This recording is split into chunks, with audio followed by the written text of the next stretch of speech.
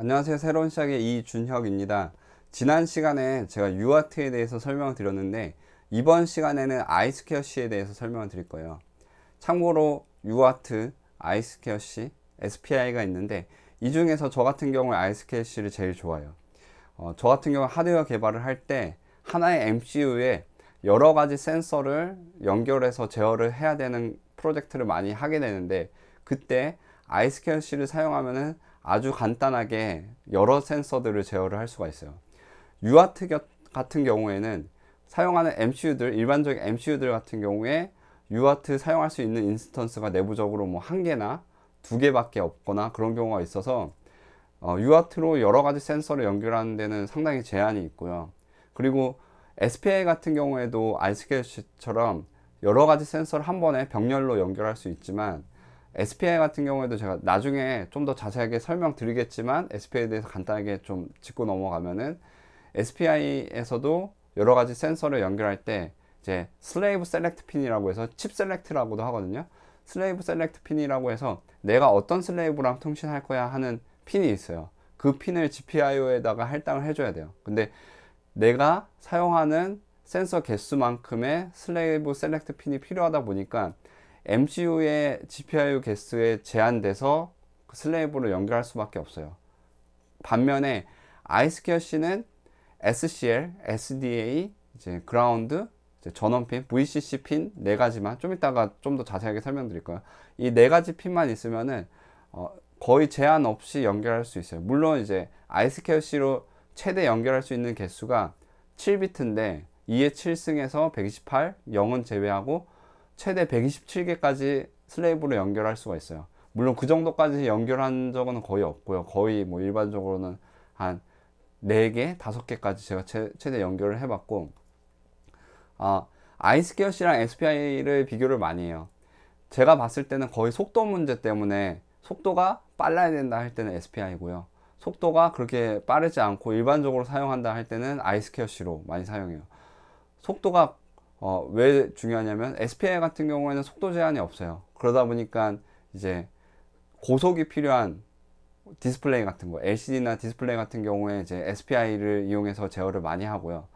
아이스케어시 같은 경우에는 이제 지금 나와 있는 스펙 기준으로는 최대 클럭 스피드가 이제 5MHz까지 가능하다고 하는데 실제 거의 5MHz까지 사용해 본 적은 없고요. 왜냐하면 슬레이브 자체도 특정 속도에 호환이 돼야 되는데 제가 사용했던 센서들이나 IMU나 이런 것들 보면은 대개 다 뭐 100kHz, 400kHz. 그래서 거의 사용하시면은 아이스케어시는 이제 100kHz나 400kHz로 클럭 스피드로 통신한다고 생각을 하시면 돼요.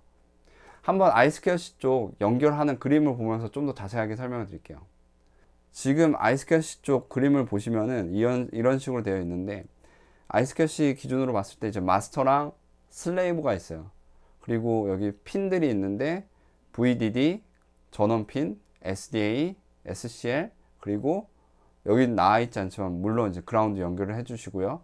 그리고 마찬가지로 마스터랑 슬레이브랑 로직 레벨이 같아야 돼요. 3.3V, 3.3V, 5V, 5V.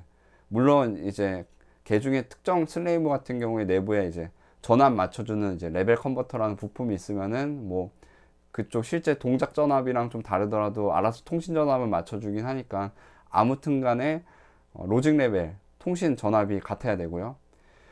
이 아이스케어시가 통신하는 방식을 좀 이해하려면은 피아노 학원 같은 데 보면 이제 메트로놈이란 거를 생각하면 하시면 돼요. 메트로놈이라고 연주하는 사람이 특정 박자를 유지하도록 해주는 장치가 있잖아요. 그것처럼 통신할 때 특정 속도를 특정 그 박자를 맞춰서 데이터를 보내게끔 해주는 게 SCL 클럭 핀이 있어요.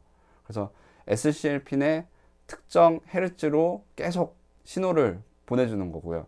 뭐 100kHz, 뭐 400kHz 이런 식으로 클럭 신호를 딱 보내주고요.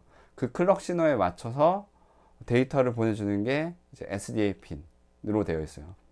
그렇다면 이제 마스터가 있고 슬레이브가 있는데 마스터가 바로 이제 우리가 제어하는 MCU, 뭐 아두이노나 이런 것들이 이제 마스터가 되는 건데 그럼 이런 마스터가 어떻게 슬레이브를 선택을 해가지고 제어를 하느냐 하는 거는 여기서는 아주 간단하게 설명드릴게요. 데이터 핀에서 데이터를 하나 보낼 때 첫 번째 바이트에 그 주소에 대한 정보가 있어요. 그래서 그 주소에 대한 정보를 가지고 내가 통신하고자 하는 슬레이브를 선택을 해요. 물론 이 중에 주소가 동일한 슬레이브가 중복돼서 존재한다 그러면은 통신할 때 충돌이 날 수가 있어요. 그래서 여러 개의 슬레이브가 있다고 하면은 각 슬레이브의 ISQL 주소는 서로 독립적이어야 돼요. 유니크해야 돼요. 중복이 되면 안 돼요. 그런 식으로 해가지고 통신을 하면 되고요. ISQLC 같은 경우에 만약에 사용하면서 뭔가 문제가 발생한다고 하면은 크게 지금 말씀드린 한 네 가지를 판단하시면 돼요. 우선 배선, 아까도 말씀드렸던 전원, SDA, SCL, 그라운드가 제대로 연결이 되어 있는지 확인을 하셔야 되고요. 두 번째는 로직 레벨, 통신 전압이 동일한지 3.3V, 3.3V, 5V, 5V 동일한지. 물론 아까도 설명드렸다시피 내부적으로 전압을 맞춰주는, 로직 레벨을 맞춰주는 레벨 컨버터가 있다 그러면은 그거는 이제 별개의 문제고. 그리고 세 번째 확인을 하셔야 될 게 주소예요. 마스터가 이제 주소 가지고 특정 슬레이브랑 통신을 하는데 그 슬레이브 주소를 제대로 입력했는지 확인을 해주시고요. 어떤 슬레이브 같은 경우에 슬레이브의 특정 핀을 쇼트 시키면은 다른 주소를 사용할 수 있는 그런 슬레이브들이 있거든요. 그런 슬레이브 같은 경우에 내가 지금 연결하려고 하는 그 주소랑 슬레이브 주소랑 지금 맞게 설정이 되어 있는지 한번 확인을 하시는 게 좋아요. 이렇게 했는데도 뭔가 통신이 안 된다 그러면 이제 그때부터 좀 골치가 아파지는데, 그때는 로직 아날라이저라고 해가지고 나중에 UART나 SPI 같은 거 디버깅 할 때도 많이 써요. 로직 아날라이저라고 해가지고 제대로 신호나 데이터가 날아가는지 분석할 수 있는 장비가 있어요. 그 장비를 이용해 가지고 클럭 신호가 제대로 날아가고 있는지, 그리고 데이터 신호가 제대로 날아가고 있는지 로직 아날라이저로 분석을 해야 돼요.